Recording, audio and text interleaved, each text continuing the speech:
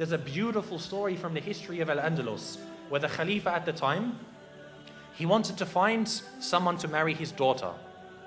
And the Khalifa, he doesn't just want, anyone to, it was his son. He didn't want just anyone to marry his son. You want to find the best girl available. So he made a proclamation in the city of Cordoba. He said, if there is a family who has a girl that's of the age that's ready for marriage, meaning maybe, 16, 20 years old, put a candle in your window tonight. And she's ready for marriage, and she has memorized the entire Quran. Put a candle in your window tonight. They said the entire city was lit up that night. The entire city was lit up because there were so many young girls who had memorized the Quran. So he said, Khair, my son can't marry that many women. So he said the next night, any of you who has a daughter who's of the age to marry, who has memorized the entire Quran and also one of the certain books of Maliki fiqh, put a candle in your window tonight.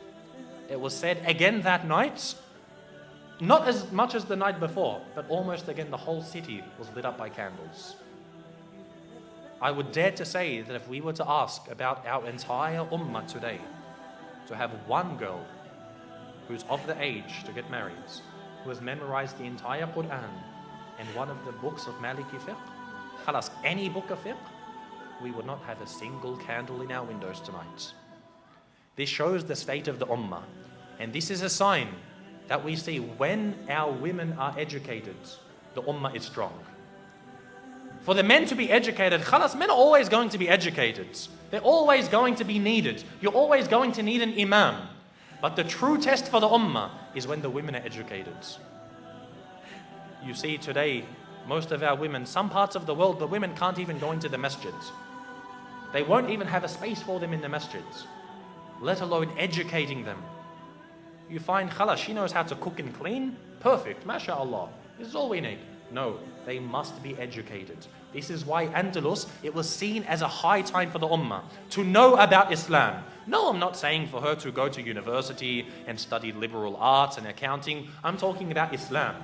To come to the Islamic centers and to know her religion. We must have this because she is the one who is going to raise a nation. The husband, the father isn't there to raise the children. The mother is. If she doesn't know about her religion, what is she going to pass on? This shows how healthy we are.